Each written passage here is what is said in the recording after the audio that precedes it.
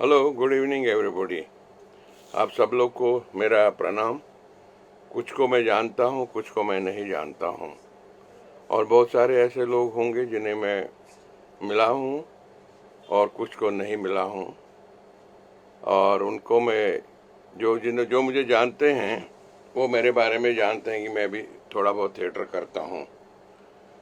लेकिन जो मुझे नहीं जानते हैं, मैं उन्हें बताऊँ, मैं बॉम्बे में थिएटर नहीं करता हूँ। मैं हिंदी बेल्ट में दूर दराज इलाकों में घूम घूम के थिएटर करता हूँ। यहाँ तक कि पिछले 20-40 वर्षों में मैं कश्मीर से लेकर कन्याकुमारी तक मैं किन्हीं वजहों से घुमाकड़ी के दौरान अलग अलग इलाकों में अलग अलग भाषाओं में थिएटर करने की कोशिश मैंने की है, और वो भी अलग अलग तरह के लोगों के साथ और अलग अलग भाषाओं में। एक तो ये मेरा काम रहा है, और बीच में एक आध बार ठहराव भी आया जब मैं नेशनल स्कूल ऑफ ड्रामा में प्रोफेसर था, फिर श्री राम सेंटर में डायरेक्टर बना। तो ये मेरे ठहराव के दिन थे, और इसके साथ ही चूंकि मुझे थिएटर करना था, अब जाहिर है थिएटर सबका जरिया माश नहीं हो सकता है, थिएटर सबकी रोजी रोटी नहीं हो सकता है। इसलिए हिंदुस्तान में हर थिएटर करने वाला आदमी जो सिर्फ थिएटर करना चाहता हो, जो थिएटर से अपनी रोजी रोटी नहीं कमा पा रहा है, वो कुछ दूसरे काम ढूंढता है। यानी कि हर थिएटर वाले को इस देश में दो काम आने चाहिए। कुछ लोग जो एक्टिंग करना चाहते हैं वो दूसरा कोई काम ढूंढ लेते हैं ताकि ईमानदारी से अपनी एक्टिंग कर सकें। कुछ लोग जो थिएटर करना चाहते हैं वो ईमानदारी से दूसरे काम ढूंढते हैं। जैसे कि मैंने फेस्टिवल ऑफ इंडियाज शुरू किए, गवर्नमेंट की तरफ से जितने भी करीबन 15-20 फेस्टिवल्स हिंदुस्तान के करीबन हजारों लोग मेरे साथ गए, अलग अलग मुल्कों में अलग अलग समय पर। उनको मैंने वहाँ उन लोगों को मैं बाहर ले गया, उनकी प्रोडक्शंस डिज़ाइन की, डायरेक्ट की। यहाँ कहना ये चाहे कि मैंने इंडियन आर्ट फॉर्म्स को विदेशों में शोकेस किया थ्रू फेस्टिवल ऑफ इंडियाज। तो एक ये मेरा जरिया माश बना। दूसरा, तब तक स्पोर्ट्स के इवेंट इस देश में आए, और जाहिर है स्पोर्ट्स इवेंट सब इवेंट कंपनियां करती थी, लेकिन स्पोर्ट्स इवेंट्स में इनॉग्रल्स और क्लोजिंग सेरेमनीज मैं भी हिंदुस्तान को शोकेस करना होता था। तो बहुत सारे इवेंट्स में मैं शामिल रहा, और उसमें मैंने डिज़ाइनर और कोरियोग्राफर के तौर पर काम किया। कुछ इवेंट्स को मैंने विजुअलाइज भी किया, जैसे कि कॉमनवेल्थ गेम्स की ओपनिंग सेरेमनी और closing ceremony, as a designer, as a choreographer, as a show director. फिर साउथ एशियन गेम्स, फिर लुसोफोनिया गेम्स, फिर उड़ीसा में गेम्स, सार्क गेम्स। ये इसलिए शायद संभव हो पाया क्योंकि मैंने थिएटर को सिर्फ थिएटर के नज़रिए से नहीं देखा। मैंने थिएटर का इस्तेमाल दूसरी जगहों पर कैसे हो सकता है इसके नज़रिए से देखा मैंने, और जिससे एक अलग विधा में काम करने का मौका मिला। तीसरा एक एरिया मैंने अपने लिए ढूंढा, वो था कि अलग अलग तरह की स्पेसेस डिज़ाइन करना, और उन स्पेसेस में किस तरह परफॉर्मेंसेस हो सकती हैं, एग्जीबिशंस हो सकती हैं, या वो स्पेसेस परफॉर्मेंस के लिए कैसे इस्तेमाल की जा सकती है। ये मेरा तीसरा एरिया रहा है। और चौथा एरिया कि जैसे हम सब लोग एक तरह से चलते फिरते टीचर्स हैं, जिन्हें मैं बेयरफुट थिएटर डायरेक्टर्स कहता हूँ। जैसे एक ज़माने में चाइना में बेयरफुट डॉक्टर्स होते थे, हिंदुस्तान में भी हम लोग एक तरह से बेयरफुट डॉक्टर्स कहलाएंगे। वो इसलिए संभव था इस देश में क्योंकि ये देश इतना, क्या कहें कि इतना डाइवर्स हैं, और उस डाइवर्सिटी में हम सब तरह अपने अपने मल्टीपल रोल्स प्ले करते हैं। अगर मैं हिंदुस्तान को देखूं तो हिंदुस्तान दरअसल को आप 3 हिस्सों में बांट सकते हैं।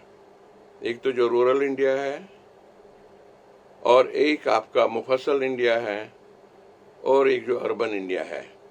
लेकिन ये भी पिछले 50 वर्षों में अलग अलग तरह के रूप ले चुके हैं। रूरल इंडिया से सेमी रूरल इंडिया हो गया और सेमी रूरल से मुफस्सल इंडिया हो गया, मुफस्सल इंडिया से अर्बन इंडिया हो गया। लेकिन अर्बन इंडिया में भी एक रूरल इंडिया बसने लगा।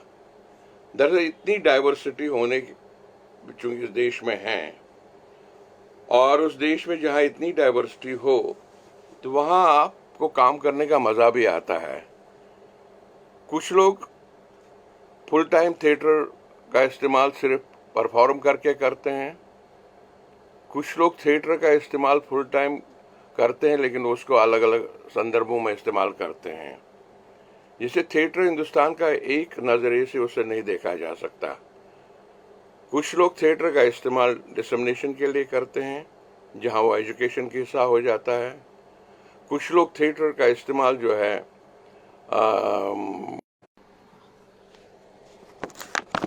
कुछ लोग थिएटर को ट्रेनिंग के तौर पर इस्तेमाल करते हैं। कुछ लोग यूनिवर्सिटीज़ में इसको थेरेपी की तरह इस्तेमाल करते हैं।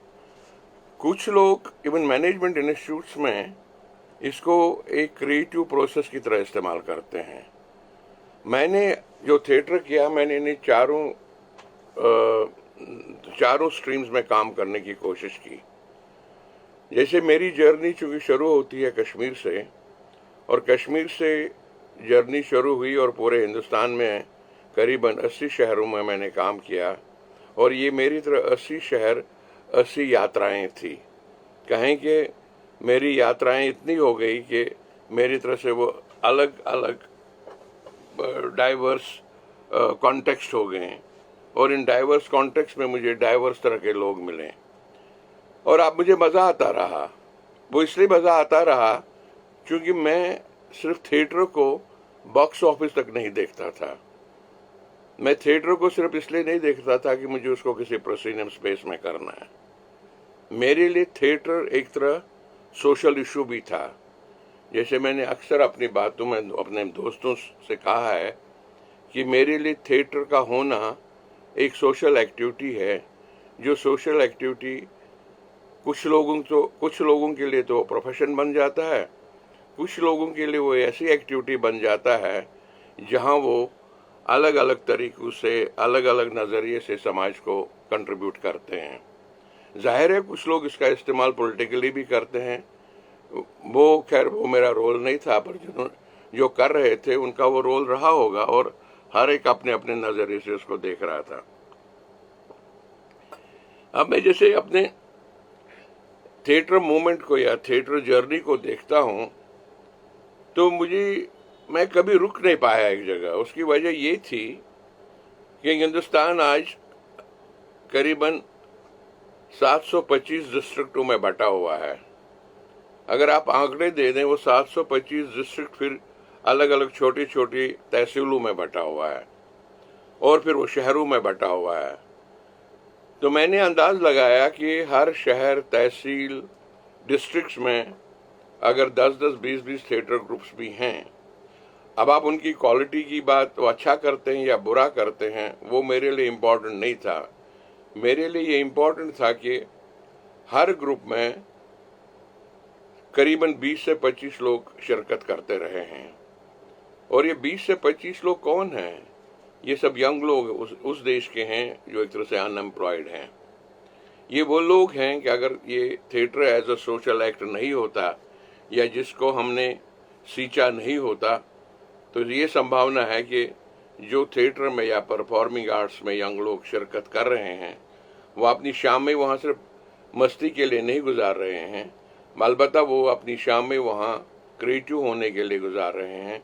अलबत्ता वो शाम में वहाँ इसलिए गुजार रहे हैं ताकि वो एक नई दिशा देश को दे सकें और अब ये प्रूव कर सकें कि भाई उनकी रेलेवेंस है, वो इरेलेवेंट लोग नहीं हैं। तो करीबन उनका, अगर मैंने एक दिन अंदाज लगाया कि करीबन 40 से 50 हजार थिएटर ग्रुप्स होंगे इस देश में, करीबन 3 से 4 करोड़ लोग इसमें शामिल होंगे। उसके साथ में अगर डांस ग्रुप्स जोड़ूं, कॉलेजों के ग्रुप्स जोड़ूं और फोक ग्रुप जोड़ूं, तो स्पोर्ट्स के बाद सबसे ज़्यादा अगर कहीं शिरकत है वो थिएटर में ही है और इन परफॉर्मिंग आर्ट्स में है। लेकिन मेरी जर्नी के दौरान मुझे हर बार लगा कि ये जो शाम को लोग आते हैं, ये थिएटर तो कर रहे हैं, और ये थिएटर दरअसल उनका कोई एक, क्या कहें कि एक स्टैंडर्डाइजेशन, एक कोई मानक नहीं है, वो स्टैंडर्डाइज नहीं है। हर जगह का थिएटर अलग है, लेकिन हमारे यहाँ ये कोशिश की जाती है कि सब जगह का थिएटर एक जैसा हो, जो संभव नहीं है। वो इसलिए संभव नहीं है, ये मुल्क इतना डाइवर्स है, इस मुल्क में इतनी तरह के डायलेक्ट्स हैं, भाषाएं हैं, लोग हैं, कास्ट हैं, कम्युनिटीज हैं, एथनिसिटीज हैं। तो जाहिर है इस देश में अगर इतनी मल्टीपल कम्युनिटीज हैं, एथनिसिटीज हैं, तो उसमें एक जैसा थिएटर कैसे संभव है? एक जैसा थिएटर अगर उसमें होगा भी तो मुझे लगता है वो एक थोप सब एक ही शक्ल के लोग दिखने लगेंगे, और मुझे लगता है उसे अवॉइड कर लेना चाहिए। अगर उसे आप अवॉइड करेंगे तो इसीलिए आप ये कहेंगे कि साहब बंगाल का थिएटर बंगाल का थिएटर है, महाराष्ट्र का थिएटर महाराष्ट्र का थिएटर है, पंजाब का थिएटर पंजाब का थिएटर है। इसीलिए हम अक्सर ये कहते हैं कि जो इंडियन थिएटर है वो अपनी एटीट्यूड में नेशनल है, लेकिन जहाँ तक उसकी एनर्जी की बात आती है, जहाँ तक उसकी क्या कहेंगे सेंसिबल कंट्रीब्यूशन की बात है, वो उस मामले में रीजनल है। देखो, इंडियन थिएटर का रीजनल होना ज़रूरी है, और इंडियन थिएटर का रीजनल होना इसलिए ज़रूरी है कि वो पूरी उन सब चीज़ों को रिप्रेजेंट करती है जो हिंदुस्तान की डाइवर्सिटी है। वो उन सारे लैंडस्केप्स को रिप्रेजेंट करती है जो इसमें जोग्राफिकल डाइवर्सिटी है। मेरे लिए सोचना बड़ा मुश्किल होता है कि कैसा सब जगह एक जैसा थिएटर होगा। इसीलिए मैंने कभी कभी ये सवाल भी उठाए कि इस देश की ट्रेनिंग एक जैसे कैसे हो सकती है, कि आप फिजिक्स तो पढ़ नहीं रहे हैं कि फिजिक्स की ट्रेनिंग हर जगह वो फिजिक्स ही रहेगी, मैथ हर जगह एक जैसा ही रहेगा, टेक्नोलॉजी हर जगह एक जैसी ही रहेगी, लेकिन मनुष्य अलग अलग रहेंगे, मनुष्यों की सोच अलग अलग रहेगी। इसीलिए आर्ट और कल्चर में उस तरह ट्रेनिंग एक जैसी संभव नहीं है, और जो उसको एक जैसी बनाना चाह रहे हैं तो एक तरह से पूरे मनुष्यों की प्रोग्रामिंग कर रहे हैं कि आप प्रोग्राम्ड एक जनरेशन पैदा कर रहे हैं। और इसीलिए मुझे हर बार ये लगा कि जब हम टूर कर रहे थे, जब हम ट्रैवल कर रहे थे, इन हज़ारों लाखों ग्रुप्स के साथ काम कर रहे थे, जिसमें हम सब ने, किसी ने 100 प्रोडक्शंस, किसी ने 150 प्रोडक्शंस, बहुत किसी ने कुछ अलग अलग तरह के ट्रेनिंग कैंप्स शुरू किए, जिन्हें हम ये कहते कि हम एक मोबाइल ट्रेनिंग स्कूल्स के इंस्ट्रक्टर्स हो गए। इसलिए मेरे हर बार ये इच्छा रहती थी कि इस तरह के इंस्टीट्यूट्स देश में बने जिनको हम ये कहें कि ड्रामा स्कूल ऑन व्हील्स, न कि ड्रामा स्कूल एक जगह ही रहे। अनफॉर्चुनेटली जैसे देश में ड्रामा स्कूल खुले भी तो एक ही जगह टिक गए, और वो हर एक को प्रोग्राम करने लगे और हर एक को एक ही जैसा ट्रेंड करने लगे। इसीलिए मुझे लगता है जब हमारे एक इंस्टीट्यूट से ट्रेंड लोग निकलते हैं वो एक जैसे ही हैं, वो बिल्कुल अलग नहीं हैं। उसके मुकाबले में अगर आप देखते हैं कि एक तमिल एक्टर है, वो बंगाली एक्टर से अलग है, क्योंकि वो उस ट्रेनिंग से नहीं निकला है जहाँ एक जैसा उसको दिखना है। और ये संभव तभी हो पाया है क्योंकि इस मुल्क की अपनी डाइवर्सिटी है, इस मुल्क की अपनी डाइवर्स कॉन्टेक्स्ट हैं, और उस डाइवर्स कॉन्टेक्स्ट में आप डाइवर्स रोल्स प्ले करते हैं, जो मुझ जैसे लोगों ने किए या मेरे और साथियों ने भी। यहाँ तक एक समय यह आ गया कि जब हम सबको ये लगने लगा कि हिंदुस्तान में हम सब लोगों को अपने अपनी तरह की एक नई नई ट्रेनिंग के कॉन्सेप्ट्स डेवलप करने पड़ेंगे। तो हमें लगा कि हम सब लोगों को न्यू एक्टर्स मेथोडोलॉजीज पर काम करना पड़ेगा, और हर एक ने अपने अपने तरीके से किया, और जिसमें मैं भी शामिल हुआ। मुझे लगा कि अगर मेरा एक्टर तैयार होना है जो मेरे साथ काम करेगा, या जिस थिएटर की मैं कल्पना करता हूँ, उस थिएटर के लिए उसको एक खास तरह की ट्रेनिंग चाहिए, जैसा कि ट्रेडिशनली होता था।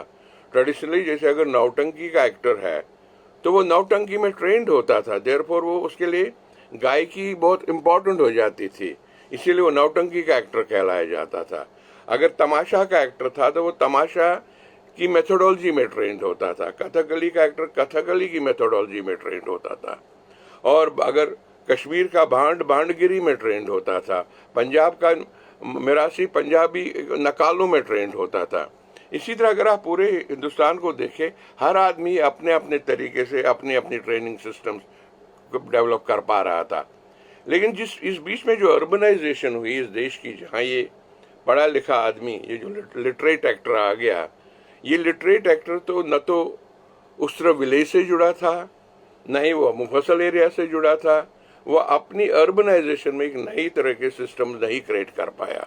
अगर उसके पास कोई ट्रेनिंग के या सोचने और विचारने के सिस्टम्स थे, वो सारे कहीं ना कहीं से बोरोड थे, या तो वेस्ट से, मतलब I am not against West, I am not against that all that training, but I am saying it was a borrowed training. जाहिर है कि हिंदुस्तान के एक्टर हिंदुस्तान में ही काम करना था, इसीलिए उसको अपना तरीका, अपना सिस्टम डेवलप करना पड़ेगा। और इस बीच में चूंकि बहुत सारे लोगों ने अपने अपने तरीके से काम करना शुरू किया, कुछ यंग लोगों ने अपनी तरह का थिएटर डेवलप किया, उन्होंने अपनी तरह की ट्रेनिंग डेवलप की जो उन्होंने अपनी लोकल फॉर्म से ली और उसको एक नए संदर्भों में देखने की कोशिश की। नॉर्थ ईस्ट में भी ऐसे बहुत लोगों ने किया, पंजाब में बहुत लोगों ने किया, सेंट्रल इंडिया में सब लोगों ने किया, यहाँ तक कि वेस्टर्न इंडिया में बहुत लोगों ने किया।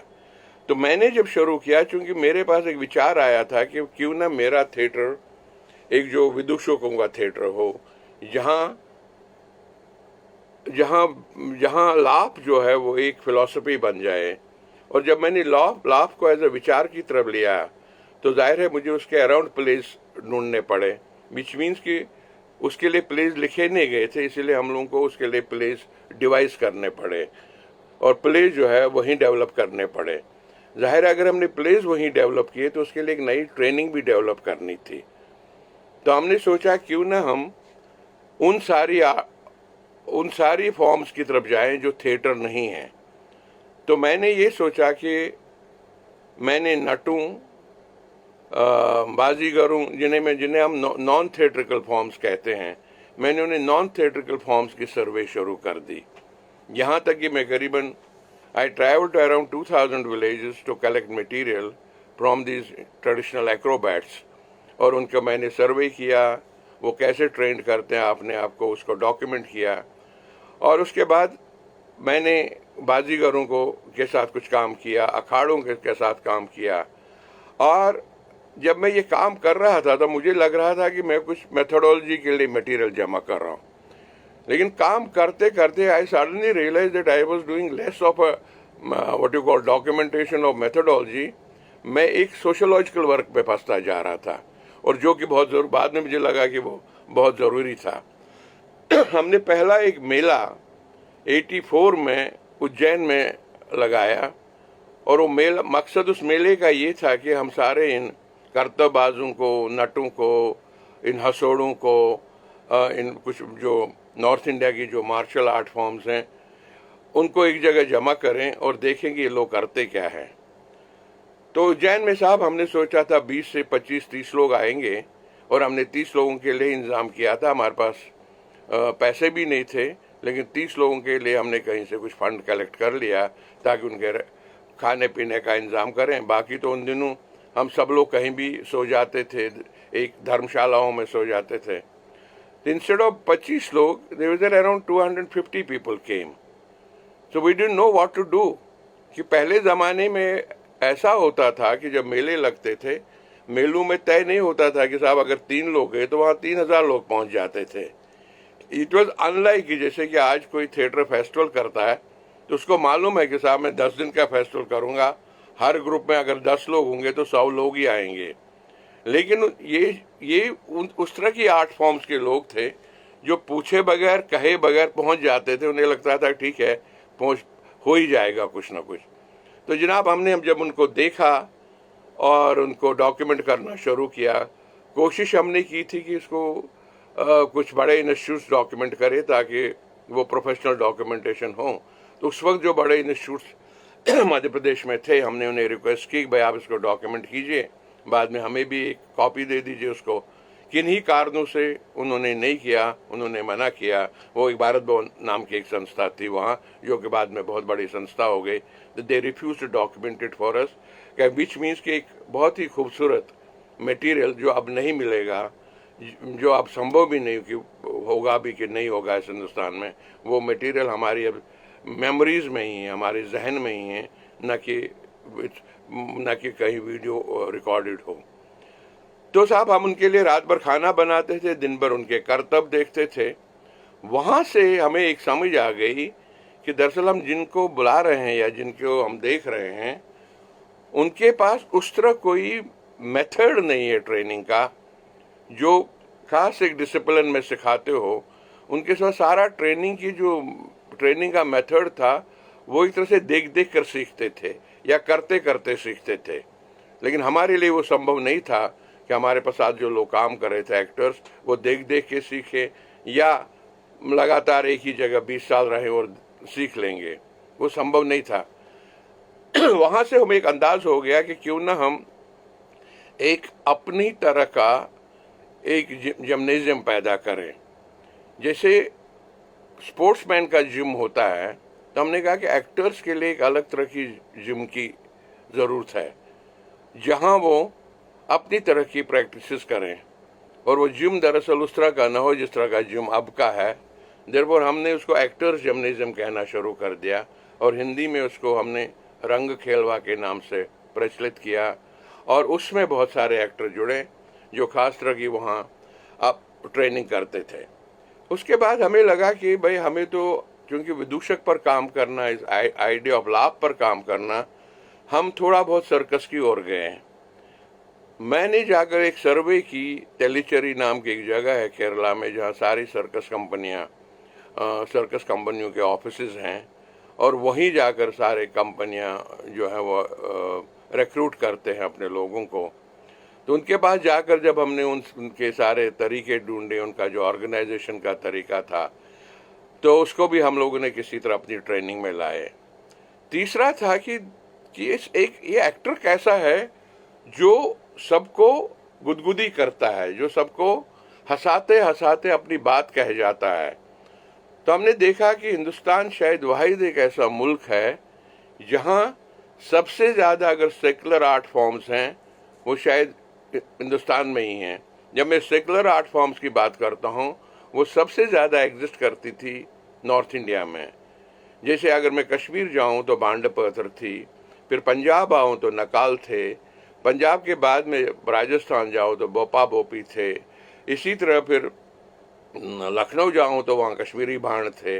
इसी तरह हमने क्या कोशिश की, हमने इन सारे जो एक्टर्स जीवन भर एक ही रोल करते रहे इन आर्ट फॉर्म्स में।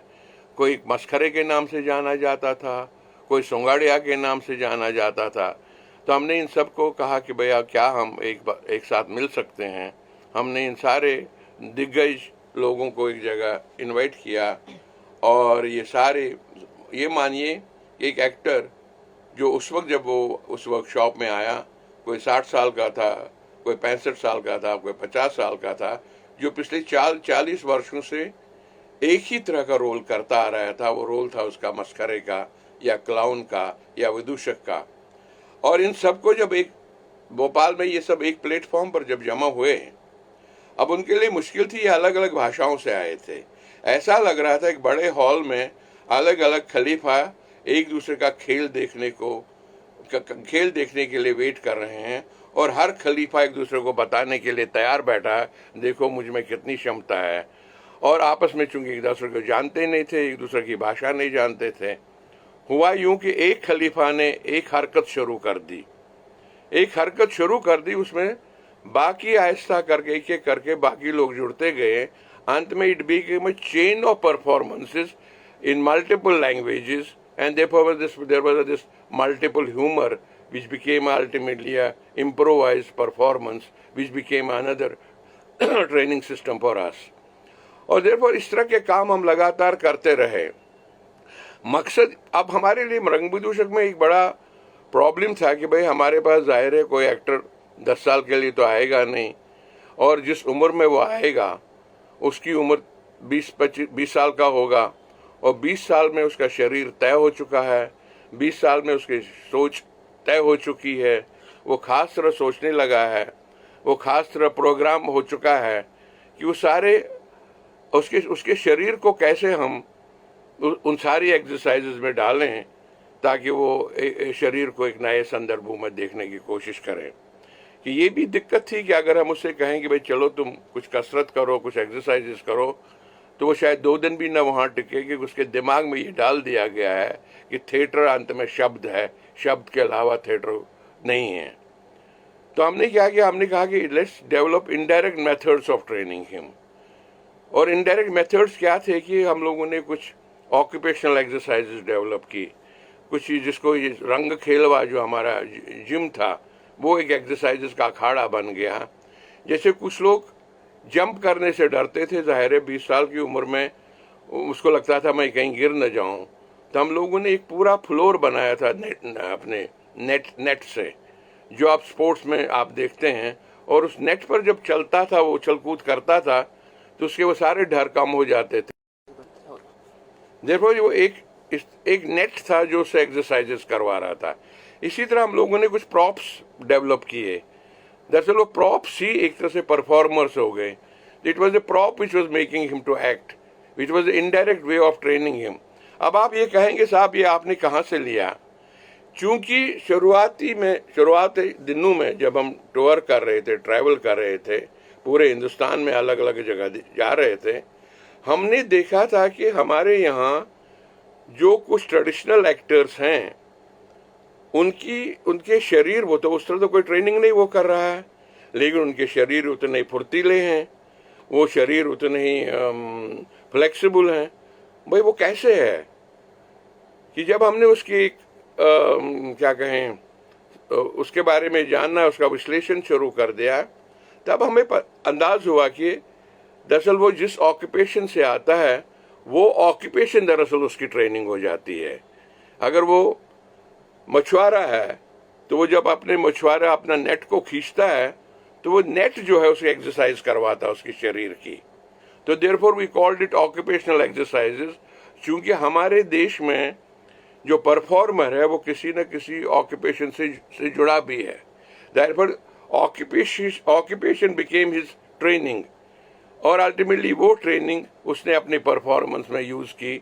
ये पूरे हिंदुस्तान में इस तरह का थिएटर यूज हो रहा था, और ये मैं ही नहीं कर रहा था, विच मीन्स कि I was trying to develop this whole training methodology and theatre from what was around me। इसीलिए मैं कहता हूँ कि हिंदुस्तान में जब भी कोई आदमी थिएटर करता है वो उसे मालूम नहीं होता कि वो थिएटर कर रहा है। उसे ये मालूम है कि मैं शाम को एक जगह बैठा हूँ जहाँ मुझे खुद को देखना है, और वो खुद को देखते देखते कब अपने खुद को परफॉर्मेंस में देखता था इसको पता नहीं चलता था, और ये इसी वजह से शायद वो सरवाइव भी किया। और उसी वक्त दूसरी तरह का थिएटर भी था जो इस थिएटर को अपना एक व्यवसाय भी मानता था। वो अलग अलग थिएटर कंपनीज थी, वो अपनी तरह से पूरे सीजन में परफॉर्म भी करते थे और अपनी रोजी रोटी भी कमाते थे। वो चाहे तमिलनाडु का ये सभा थिएटर हो, या उनका जो ट्रेडिशनल थिएटर हो, तेरुकुतु हो या नौटंकी हो, इस तरह के बहुत सारे थिएटर है जो जिनको मैं कहूँगा जरियाए माश वाले थिएटर थे। लेकिन उन जरियाए माश के साथ साथ इधर से इस तरह का थिएटर भी चल रहा था जो जरियाए माश नहीं था, लेकिन एक तरह की ट्रेनिंग का थिएटर था और एक नई तरह की समझ जो पूरे समाज को दे रहा था, और एक नई तरह की कमिटमेंट भी थिएटर को दे रहा था, और हजारों लाखों लोग इसमें शामिल हो रहे थे। लेकिन इस बीच में अगर आप पिछले 40 साल पीछे जाएं तो आप देखेंगे कि जिससे हम आज मॉडर्न थिएटर कहते हैं, दरअसल उससे हमें अर्बन थिएटर कहना पड़ेगा। ये मॉडर्न तो अंत में सभी कुछ मॉडर्न ही है, क्योंकि 60s या 70s में एक थिएटर हुआ जो बड़े बड़े शहरों में शुरू हुआ, चाहे उस वक्त के जो शहर थे, चाहे वो जयपुर था, चाहे वो लखनऊ था, चाहे वो कानपुर था, चाहे वो भोपाल था, चाहे वो चंडीगढ़ था, अमृतसर था, या बहुत सारी चेन्नई था, या आपको बेंगलुरु था, या त्रिवेंद्रम था। इन जगहों पर जो एक थिएटर शुरू हुआ तो वो दरअसल एक ऐसा क्योंकि जो मुफस्सल इलाकों का जो आदमी शहरों की ओर आ रहा था, देयरफॉर वो एक लिटरेट आदमी का थिएटर था।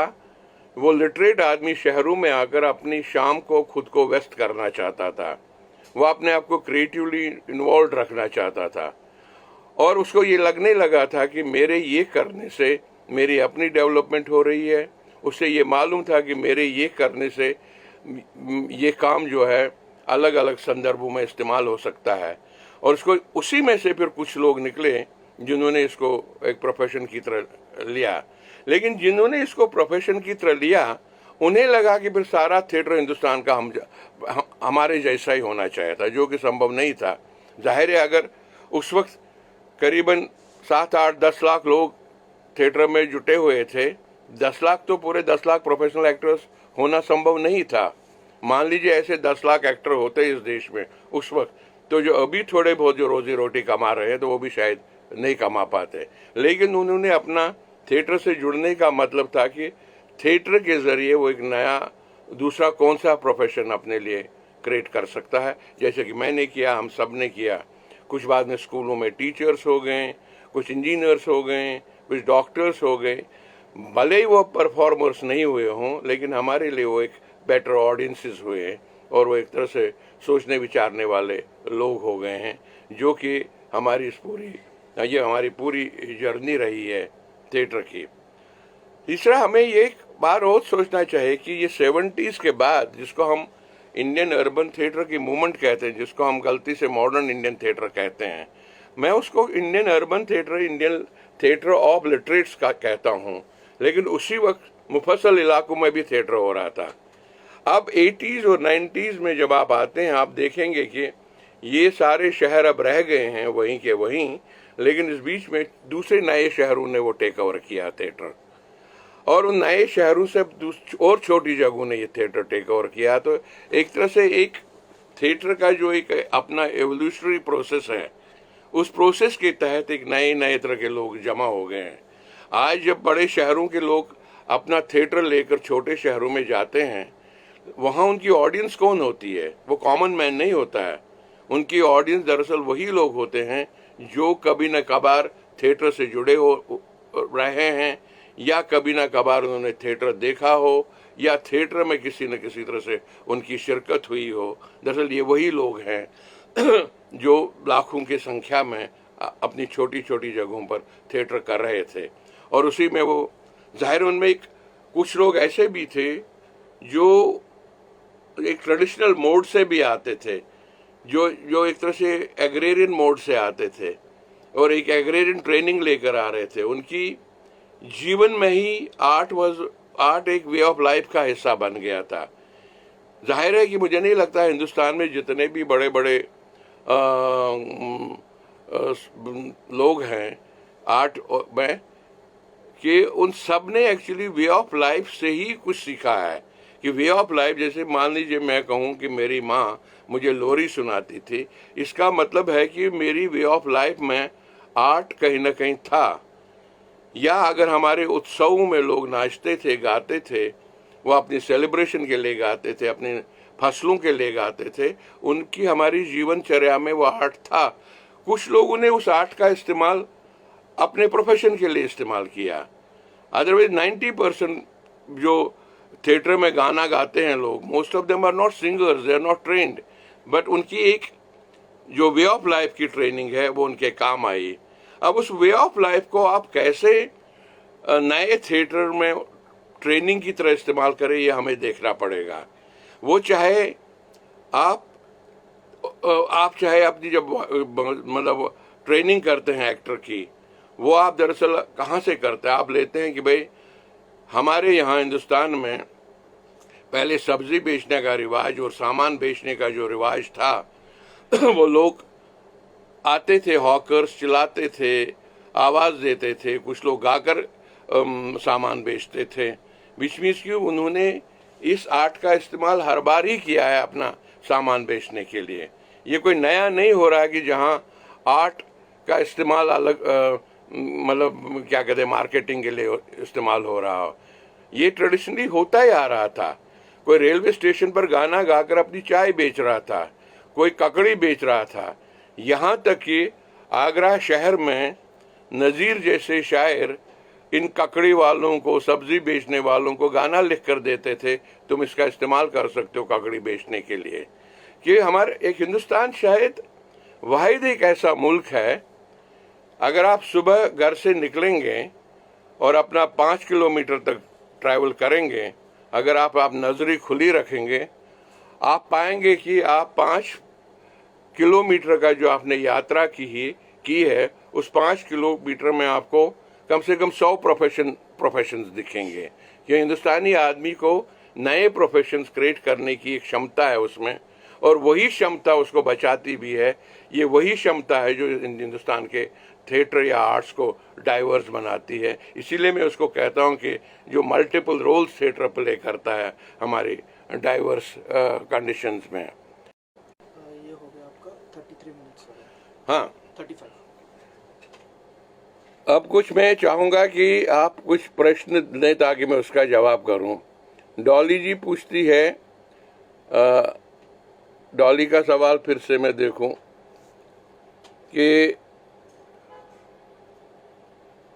नहीं, डॉली जी हमने दरअसल एक दूसरे से सीखा है, हमने आसपास की जिंदगियों से सीखा है। लेकिन मुझे प्रॉब्लम तब होती है कि जब लोग कहते हैं कि साहब मेरे वाला थिएटर ही थिएटर है। दरअसल हर एक का अपना थिएटर है। मुझे लगता है जब हम कहते हैं मेरे वाला थिएटर ही थिएटर है, तब प्रॉब्लम होती है। इला अरुण का थिएटर अलग है, बंसी कौल का अलग है, क्योंकि इला अरुण के थिएटर में वो शायद भूल जाती होंगी, अगर वो याद करेंगे। हो सकता है इला अरुण की थिएटर में इला अरुण के माँ का भी हाथ हो, जो उनको कहीं ना कहीं अपने आर्ट फॉर्म्स में दिख रहा है, या जहाँ वो पैदा हुई है वो कहीं ना कहीं दूसरा रूप लेकर उनकी आर्ट फॉर्म्स में आता है। ऐसे डॉली आपकी भी जब आप डिज़ाइन करती हैं, अगर आप थोड़ा आंखें बंद करें, यू विल सी कि यू विल फाइंड कि आपकी मदर कैसे काम करती थी, उसका असर आपके डिज़ाइन पर कैसा पड़ा है। इसीलिए मैं कहता हूँ कि जो थिएटर का आदमी है या थिएटर डायरेक्टर्स या एक्टर्स हैं, उनको 2 तरह की यात्राएं करनी चाहिए। एक तो उसको यात्रा उल्टे होकर करनी चाहिए, कि वो पीछे लौटना चाहिए उसको, कि मैं कहाँ से शुरू हुआ था, कैसे हुआ था, मैंने अपने पास से क्या सीखा, मेरे पूरे जो दोस्त यार या जहाँ मैं रहती थी या रहता था वहाँ से क्या सीखा। तो I call it a reverse journey. और दूसरी जर्नी है जो अब आप कर रहे हैं। इसलिए मुझसे एक बार किसी ने सवाल पूछा था कि साहब आप की जर्नी के पीछे क्या मकसद है। देखिए, अंग्रेजी में एक कहावत है कि रोलिंग स्टोन गैदर्स नो मास, लेकिन मैं कहता हूँ कि दरअसल अपने यहाँ उसका मेरे लिए उसका अर्थ बिल्कुल उल्टा है। कि जब मैं कश्मीर से निकला था तो मैं कहता हूँ कि मैं एक पेबल की तरह पहाड़ों से लुढ़क कर नीचे आया। जब मैं लुढ़क रहा हूँगा तो मैंने अपने ऊपर मिट्टी लपेटी, हवा लपेटा, बर्फ लपेटी। तो दरअसल मैं पेबल न रहकर पेबल के चारों तरफ, दरअसल उस सारी जो मेरी जर्नी थी उसने उसको पेबल को कवर किया। जब मैं शहरों में पहुंचा तो उसको धूप लगी, और धूप लगने से उसकी जो मिट्टी, बर्फ जो पिघल गई, जो कीचड़ था वो मिट्टी बनकर सूख गई। इसका मतलब है कि हम सब लोग अपनी जर्नीज के दौरान लाइफ को इम्बाइब करते हैं। देयरफॉर हमारे लिए जर्नी करना इसलिए ज़रूरी है, the idea is to imbibe the creativity, the idea is to imbibe the what you have learned from past or present. Idea is not what you have learned from institutes where you have been programmed to do a certain kind of theater. The problem is arts can't be programmed, actor can't be programmed, production can't be programmed. The moment, that's my problem with training institutes in this country, they try to program you, or they try to appropriate what is already happening or what has already happened. कि हम ये कर रहे हैं, हमने ये किया, हमने ये किया। दरअसल एक अप्रोप्रिएशन का जो दौर है आर्ट्स में, दिस हैज टू गो। इसी तरह otherwise there will be a problem. अगर हम प्रोग्राम होने लगे हैं तो हम सब एक जैसा ही थिएटर करेंगे। अगर हम प्रोग्राम होने लगे हैं तो हम एक दूसरे की फोटो कॉपी होंगे। इसी तरह आज भी मैं देखता हूँ कि करीबन 70 थिएटर डिपार्टमेंट्स हैं पूरे देश में, और करीबन 4, 5, 10 ड्रामा स्कूल्स हैं। हर ड्रामा स्कूल में एक ही तरह की ट्रेनिंग है, हर ड्रामा स्कूल में एक ही तरह की स्पीच ट्रेनिंग है, हर ड्रामा स्कूल की एक ही तरह की एक्सरसाइज है, और हर थिएटर डिपार्टमेंट थोड़ा बहुत एक दूसरे से अलग होने की कोशिश करते हैं वो, लेकिन मूलतः एक ही है। या कुछ जो लोग इस बीच में विदेशों आते हैं तो विदेशों से वो कुछ नया सीख कर आते हैं जो ऑलरेडी यहाँ हो चुका होता है, लेकिन हमसे ये कहा जाता है कि दरअसल ये असली थिएटर है। भाई दरअसल जरा अपना यहाँ भी देखिए क्या हो रहा है, यहाँ पीछे जाए। मैं नहीं कह रहा, मैं कोई रोमांटिक नहीं हूँ अपने पास्ट के लिए और प्रेजेंट के लिए, मैं रोमांटिक नहीं हूँ अपने विलेज या अपने रूरल इंडिया या अपने ट्रेडिशंस के लिए। मैं अपने ट्रेडिशंस और अपने आसपास जो हो रहा है उसके लिए मैं एक ऑब्जेक्टिव एनालिसिस करता हूँ कि उसको मैं नए संदर्भों में कैसे देखूं। मतलब जैसे कि ये कैसे संभव है कि इस देश में सारे प्रोसिनियम थिएटर्स हों।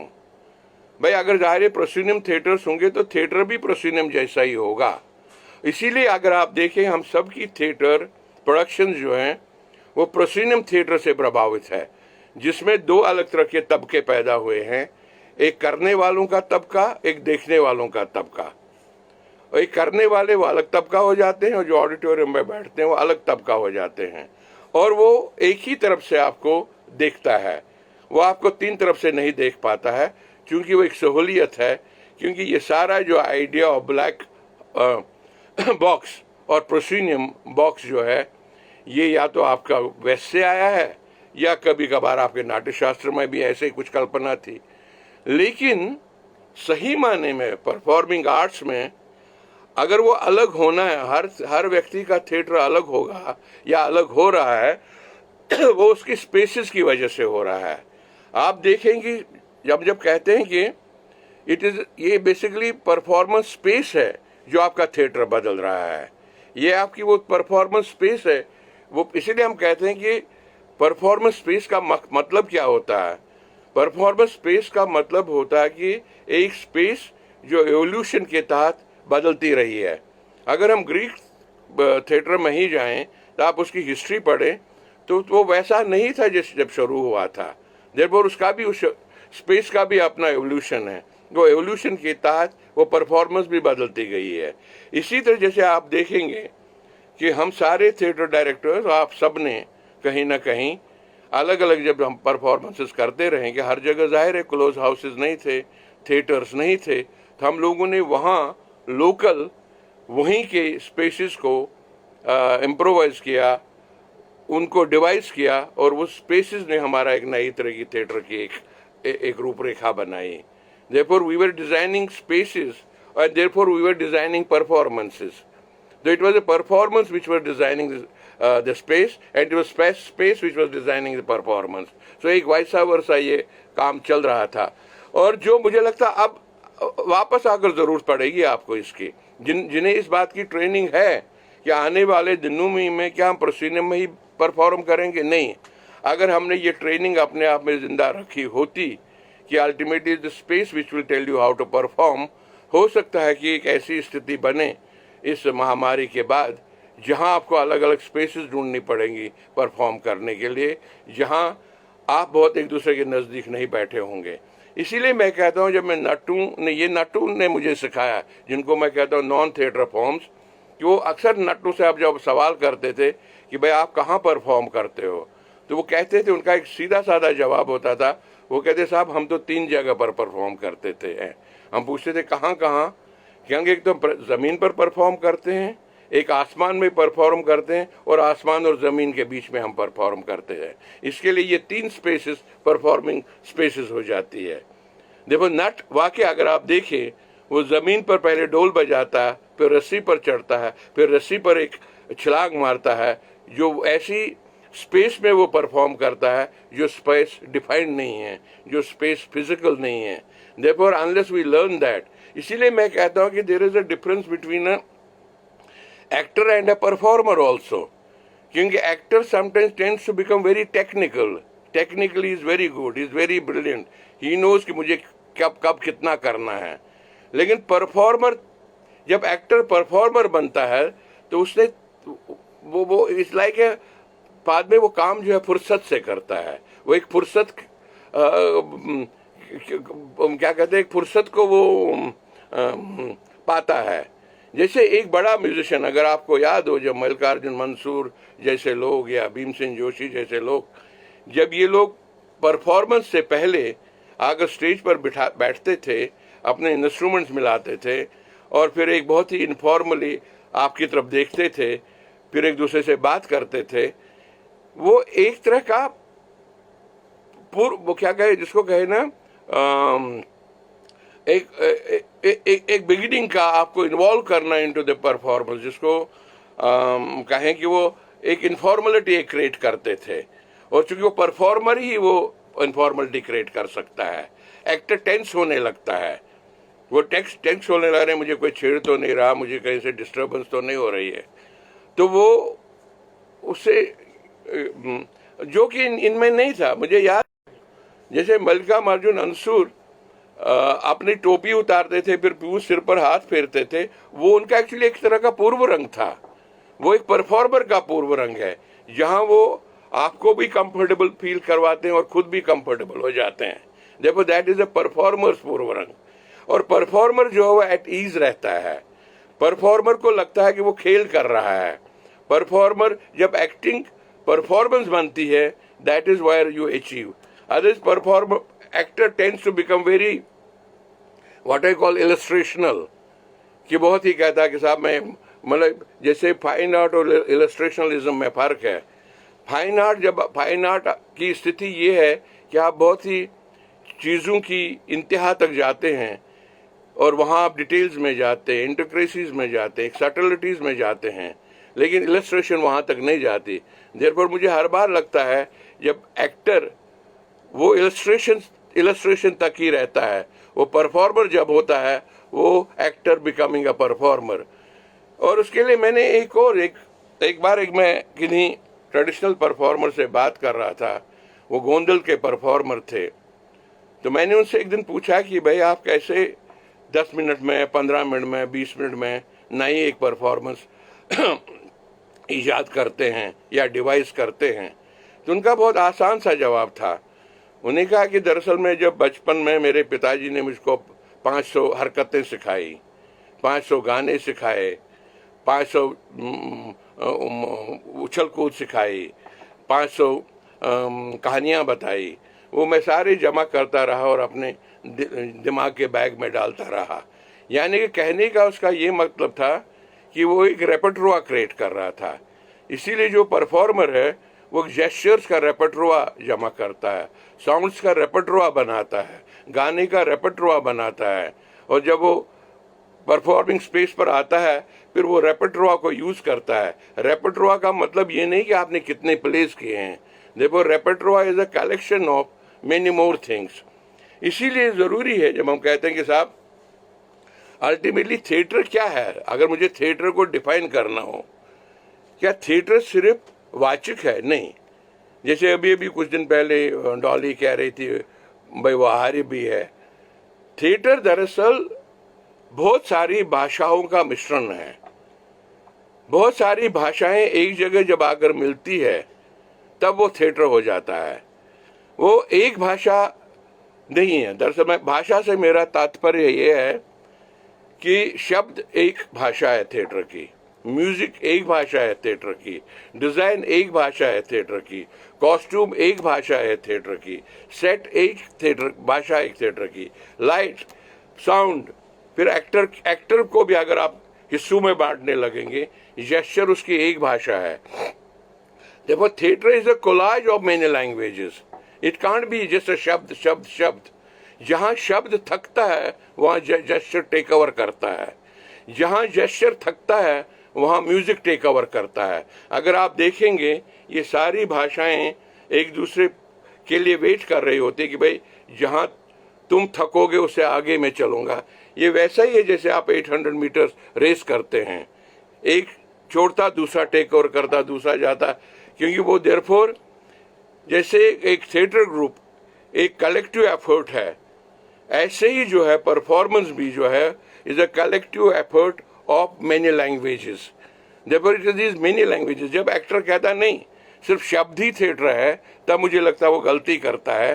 दरअसल वो शब्द उसके लिए सिर्फ थिएटर हो सकता है जो सिर्फ अपने आप को लिमिट करता है सिर्फ शब्द तक, सिर्फ बोलने तक, लेकिन बोलने से बाहर निकलना पड़ेगा उसे उसको। इसीलिए हम कहते हैं कि थिएटर जो है वो मल्टीपल स्ट्रीम्स हैं, थिएटर मल्टीपल लैंग्वेजेस हैं। दरअसल थिएटर लीनियर नहीं है इन टर्म्स ऑफ परफॉर्मेंस। जैसे कि मैं ये कहूँ कि अगर आप पेड़ को देखें, इसीलिए हम उसको अक्सर कहते हैं कि ट्री का अपना एक आर्किटेक्चर होता है। अगर आप पेड़ को देखें, उसका एक तना होता है और उस पेड़ में फिर शाखाएं होती है। आप एक शाखा पर नज़र जब दौड़ाते हैं, वहाँ से दूसरी एक टहनी शुरू होती है। कभी कभार आप आधे से कर दूसरी टहनी पर चले जाते हैं, फिर आप वापस आते हैं। तो वो एक तरह से मल्टीपल जर्नी है ऑफ द ट्री। इसीलिए वो उसको हम कहते हैं कि ट्री आर्किटेक्चर। इसीलिए थिएटर जो है वो एक ट्री आर्किटेक्चर की तरह है जो मल्टीपल जर्नीज और मल्टीपल लैंग्वेजेस का इस्तेमाल करके आगे बढ़ता है। इसीलिए उसके लिए एक्टर भी वैसा ही तैयार करना पड़ेगा, नहीं कि हम लोग कहीं ना कहीं मुझे लगता है हम लिमिट कर रहे हैं एक्टर को, ये कहकर कि तेरा काम सिर्फ जो प्ले राइट ने लिखा है उसको कहना है। नहीं, उससे ज़्यादा आपको करना है और उससे ज़्यादा आप करते भी हैं। और वहीं जाकर अंत में शायद हिंदुस्तानी थिएटर भी होगा, और हिंदुस्तानी थिएटर वही मेरे लिए है। और मैंने उसी थिएटर को देखा है और गुम गुमकड़ी के दौरान अब जाकर मैं थोड़ा बहुत एक जगह टिका हूँ और उसी का इस्तेमाल मैं अब अपने इवेंट्स में भी यूज़ करता हूँ। और उससे जाहिर है कि मेरा थिएटर एनरिच हो रहा है। और वो जिन इवेंट्स के लिए मैं काम करता हूँ, चाहे वो स्पोर्ट्स हो, चाहे वो शोकेसिंग इंडिया हो in terms of spaces or in terms of wanting to know how many art forms we have, that is what is India, and that is what is my diverse context in as a multiple role. इसी तरह जैसे मैं आपको बताऊं, मैंने बीच में अपना एक काम शुरू किया था कुछ मैनेजमेंट स्टूडेंट्स के साथ, जहां उन्हें मैं ये नहीं बताना चाहता था कि भाई तुम थिएटर सीखो। जाहिर उन्हें थिएटर नहीं सीखना था। अलबत्ता थिएटर के जो कुछ खेल हैं, कुछ नई एक्सरसाइज जो हम बनाते हैं आपस में, वो दरअसल सिर्फ एक्टर के लिए नहीं है, वो किसी के लिए भी है। वहाँ मैं जब भी उनके साथ वर्कशॉप करता था, I used to tell them to take this reverse journey.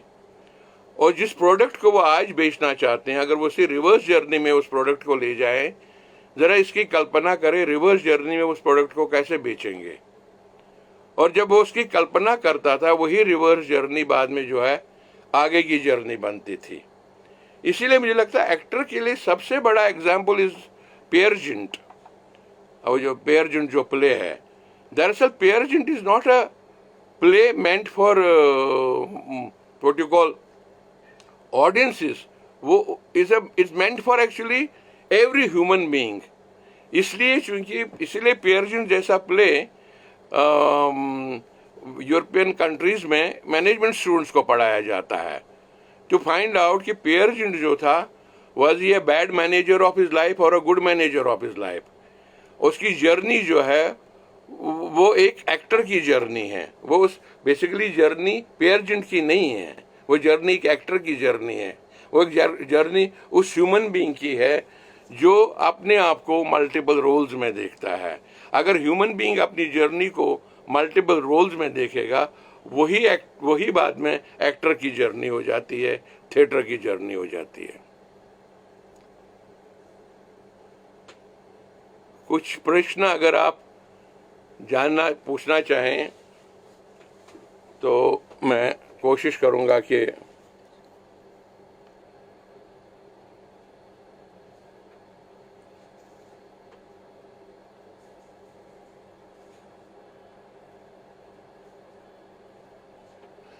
No it is already कोई पूछ रहे हैं कि पायल सिस्टमाइज कैसे किया जाए इसको। It's already being synthesised actually, it's already being whatever training is happening, is that we don't accept it.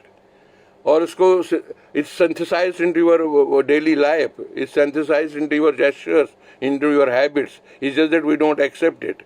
इसलिए मैं कहता हूँ ना, it's very important to have this reverse journey. Unless you do that, you will never synthesize it into your personal life.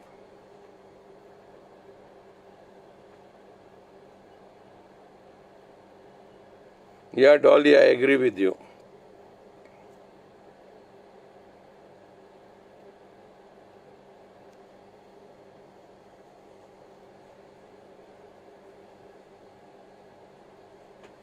नहीं, I wouldn't say that is, Payal कह रहे कि folk artist हर चीज इजीली करता है। मुझे लगता है कि वो कभी कभार उतना ही कर पाता है जो उसने अपनी आसपास से सीखा होता। कभी कभी उसके लिए भी दिक्कत होती उन चीज़ों से बाहर निकलना। इसीलिए हम कहते हैं कि एक अर्बन प्रोफेशनल एक्टर, क्योंकि प्रोफेशनल से मेरा एक शब्द, एक बात मुझे और करनी थी।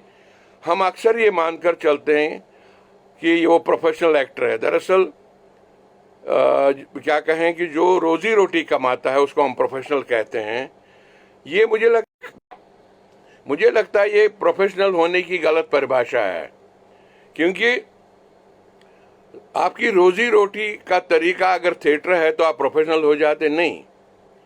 प्रोफेशनल्स का मतलब है आपका साइंटिफिक टेम्पम पर एक परिपक्वता जो आप हासिल करते हैं। रोजी रोटी तो बहुत लोग कमा रहे हैं खराब थिएटर से, और पर वो उतने परिपक्व नहीं है। वो उतने खराब एक्टर्स भी, उनका थिएटर बहुत खराब है। बहुत चीजें दुनिया में होती है जो बहुत खराब चीजों से काम करके भी लोग कमा रहे हैं, but that does not make him a great performer.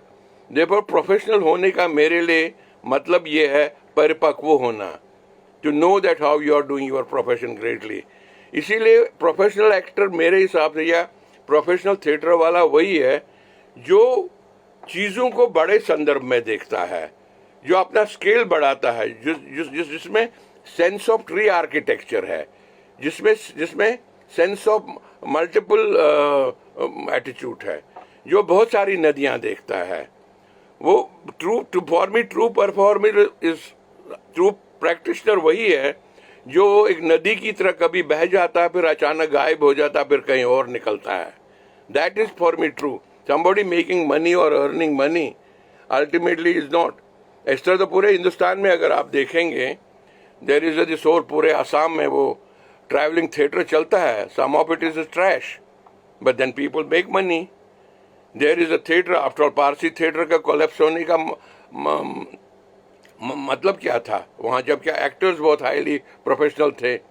या जो हिंदुस्तान में जो पहली प्रोफेशनल रेपर्टरी बनी थी गुजरात में, वो भी क्यों कोलैप्स हो गई, इनको भी जानने की जरूरत है। इसीलिए प्रोफेशनल होने का मतलब है कि परिपक्व होना।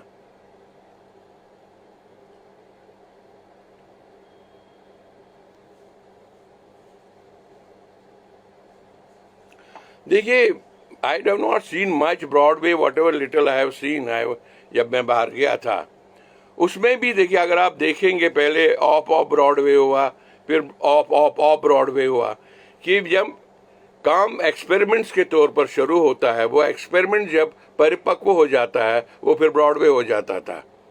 और जाहिर है उन्होंने एक तरह की ऑडियंस, उनकी अर्बनाइजेशन इतनी ज़बरदस्त हो चुकी है, जिस अर्बनाइजेशन में थिएटर उनके जीवन का हिस्सा हो गया है, जिसको लगता है कि मैं जाकर टिकट खरीदूं और थिएटर देखूं। वो हमारे यहाँ अभी इसलिए नहीं हो पाया है कि हमारे यहाँ अभी भी आर्ट्स जो हैं वो जीवन प्रक्रिया का हिस्सा है। इसीलिए लोग कहते हैं कि अरे देखूंगे नहीं देखूं। दूसरा, यहाँ एक प्रॉब्लम मुझे लगता है हाल फिलहाल में शुरू हुई है जो हमने आर्ट्स को एक शब्द में जोड़ दिया है कि हम अपने आप को एंटरटेनर्स कहने लगे हैं। मुझे लगता है एंटरटेनर का मतलब क्या है? क्या भी मतलब somebody जो उछलेगा, नाचेगा, पैसा कमाएगा? वी आर अल्टीमेटली, क्या आप साइंटिस्ट को एंटरटेनर कहेंगे? आप इंजीनियर को एंटरटेनर कहेंगे? नहीं, उसे नहीं कहेंगे, because engineer is contributing to the samaj as a engineer, doctor is contributing as a doctor. Why can't we say that we are also contributing to the society to make this society better? Therefore, why do we say that we are entertainers? और ये entertainer शब्द जो है ना, ये market economy का एक ऐसा शब्द है जहां आपको छोटा कर दिया गया है, और आप, हाँ साहब हम तो एंटरटेनर है, हमसे जो कहेगा हम वही करेंगे। यहाँ तक कि मैंने बहुत सारे आपके बॉलीवुड स्टार्स को उनके इंटरव्यूज में कहते सुना है हम तो एंटरटेनर्स हैं, ऐसा कि हमसे जो कहेगा हम वही करेंगे। एंटरटेनर नहीं, entertainers are, this is a very derogatory term. we are performers who are contributing to the samaj. We are equally important as a scientist is. We are equally important as an engineer or a doctor is. I would say we are teachers without a designation.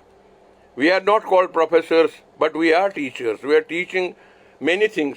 We see, देखिए जो science नहीं देख पाता है वो हम देख पाते हैं. साइंस वही चीज़ें देखता है जो उसको देखनी है.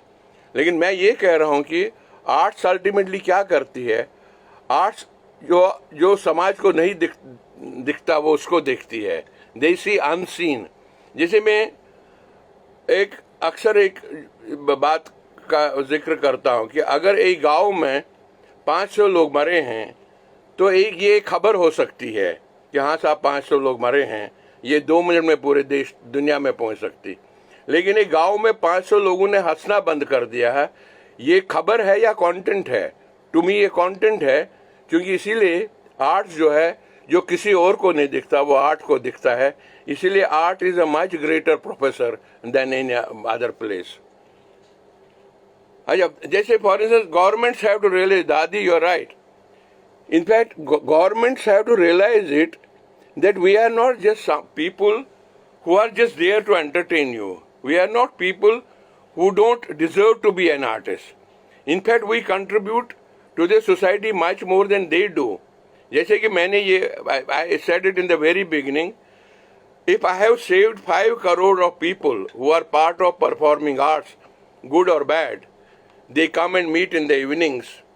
They are busy with performances. ये करीबन 2-3 करोड़ लोग वो करोड़ लोग हैं who could have become drug addicts, who could have become criminals. At least I have kept them away from becoming a criminal or a drug addict. This job was to be done by a social welfare department, and that job I am doing as an artist. इसीलिए मेरी relevance मेरी कितनी जरूरत. The sooner they realize it that I am needed, the sooner they realize it. In fact, they will realize it only now after many years, because we are the ones who bridge. We are a bridge between sensibilities, people, and the kind of contribution arts have done to the education. Why do they forget it? But yet nobody talks about arts and artists because they think. I'll tell you why. Because we have started calling ourselves entertainers. Therefore, government tells us you are entertainers. Go, आप खुद ही अपनी रोजी रोटी ढूंढिए. भाई साहब, हम तो आपका काम कर रहे हैं. We are doing it for you. We are working for your school. Dadi goes to the schools. He works with children. His puppet shows go and give sensibility to the children. So therefore, we are doing everybody's job. Everybody's job. इस पर police वाले का काम भी हम करते हैं, doctor का काम भी हम करते हैं. If theatre or music is used as a therapy now in today's times for patients, or when you go to, like for instance, old people's homes में जाते हैं लोग to perform, to keep old people busy, give them some sense of belonging. Who should have done it? Performing artists are doing it. So therefore, I think it's high time that any government, at least I would say in my country, they realize that we are relevant and they should in fact get seriously think about it.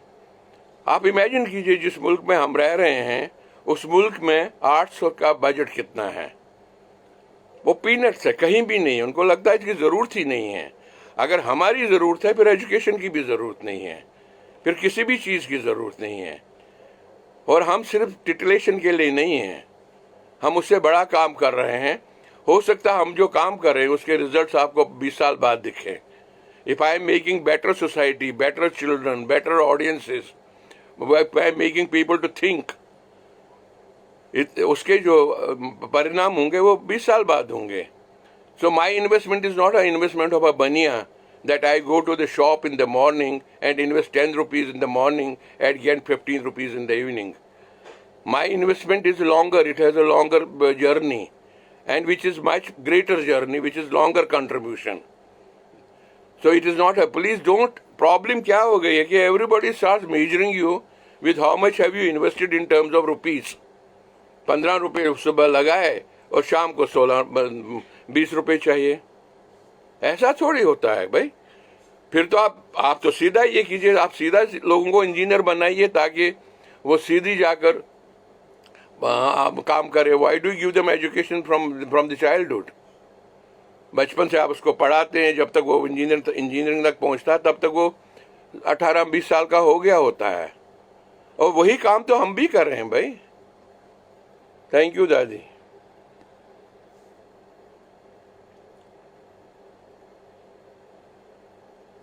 Yes, we have many languages in this country. Therefore, every language has its own। Jaidev पूछ रहे हैं, हर language का अपना theatre है। इसलिए मैंने कहा कि हमारी लैंग्वेज का, इसीलिए what is national about this? National का मतलब भी क्या होता है? That's why Tamil theatre is Tamil national theatre. एक तरह की थिएटर नहीं हो सकता है। जो एक तरह का थिएटर बनाना चाह रहे हैं, मैं उनसे क्या कहूँ, वो संभव भी नहीं है। हर लैंग्वेज का अपना थिएटर है। ऐसा ना हो कि ये वैसी बात है कि हर भाषा का, हर इलाके का खाना एक जैसा हो। भाई जैसे हर इलाके का अपनी तरह का खाना है। अगर कश्मीर में एक तरह का खाना खाते हैं लोग, साउथ में एक तरह का खाते हैं, अगर आप वो मानने को तैयार है तो लैंग्वेजेस को क्यों नहीं आप मान रहे हो? क्या do you want everybody that whole कि ultimately national food should be pizza, that everybody should eat pizza, there should be no variation in food? देखो, देयर इज नथिंग नेशनल, और कोई भी उस तरह नहीं है। अल्टीमेटली अगर परफॉर्मेंस हो सकता है कि अपने एनर्जी में, अपने स्पिरिट में नेशनल हो, देखो दिस लैंग्वेज कभी भी नहीं हो सकता। That is the beauty of this country. So many languages, dialects, so many art forms, therefore we compete with each other actually। और वही तो खूबसूरती है इस देश में। और अगर उस खूबसूरती को आपने नहीं बचाया तो we might start looking like, all of us will have, it's better than we start getting masks manufacture करें और सब लोग पहन ले, जैसे कि आजकल हो रहा है। all of us have started looking like each other because there's a mask on our face. We don't look like what we used to look like. Therefore, let's not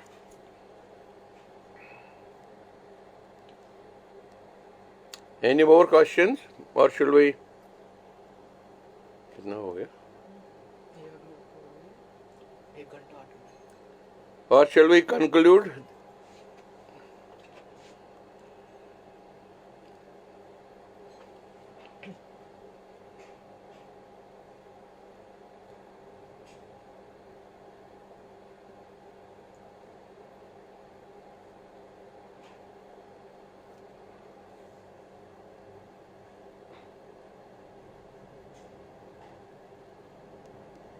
नहीं, आप देखिए, ये सतीश जी कह रहे हैं कि हमारे पास जो लोकल होते हैं वो हमें ट्रेनिंग में पीछे छोड़ जाते हैं। कोई किसी को पीछे नहीं छोड़ता, हर आदमी अपनी तरीके से करना चाहता है।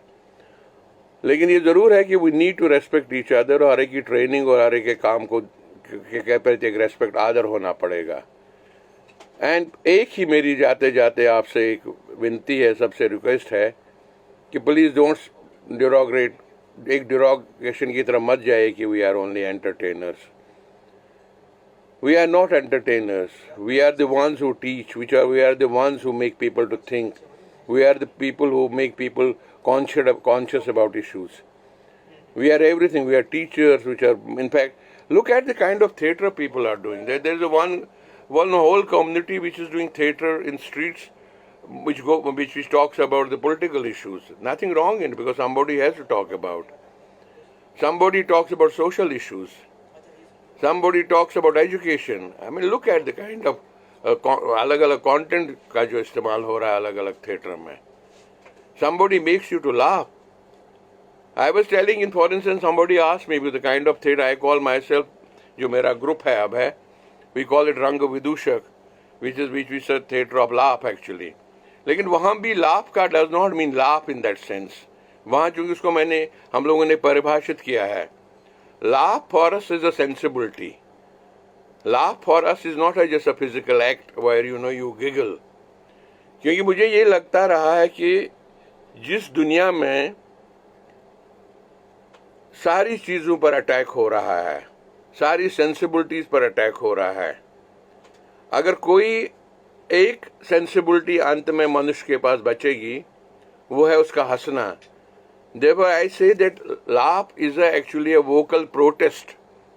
Is a vocal protest of an ordinary man. You can example it. I can give you examples also when जब किसी माँ का बच्चा डेथ हो जाता है, वो बिल्कुल सुन्न हो जाती है, वो कुछ बोलती नहीं है. अंत में हम कोशिश करते हैं कि वो रोए ताकि वो बिल्कुल जिसको कहें उसको रिलीज कराएं उस पेन से. Some of them start laughing actually. Therefore, laugh becomes a pain also there. Therefore, I always have said, laugh is actually a vocal protest. इसीलिए the kind of theatre I would like, I have not yet achieved it, but I am trying to see laugh as a sensibility and laugh as a what you call the ammunition of protest. इसी तरह because God has been very kind to us. How is that animal has all the emotions? Excepting one, he can't laugh. Animals can't laugh. Human beings have been provided with this extra energy. That extra, with God has been very gracious. कि say कि boss तुमको मैं हंसने का एक अलग से एक समझ दे देता हूँ. And we have to save this laugh actually. In fact, humanity has to save this laugh. Otherwise, we are deprived of many more things which is happening. Every day we are deprived of one thing or the other. The only thing which is very dear to us is ultimately this laugh, this protest, which is very metaphoric, which is very symbolic. Therefore, all of us have our own metaphors. जब आप and करेंगे. Okay, so I say thank you to all of you. Next time when we meet, we'll talk a lot. And tomorrow is another session of Mahesh Dattani ji, who is a friend, a playwright, and his contribution to Indian theatre is very different than many other playwrights. So I would request you that be there at 6 tomorrow for Mahesh Dattani ji. And thank you to Coconut Theatre and Chai Vai Rangmanch. Thanks to all of them for really inviting me and giving me this opportunity to talk whatever nonsense I had to say. So thank you very much. Thank you, all of you.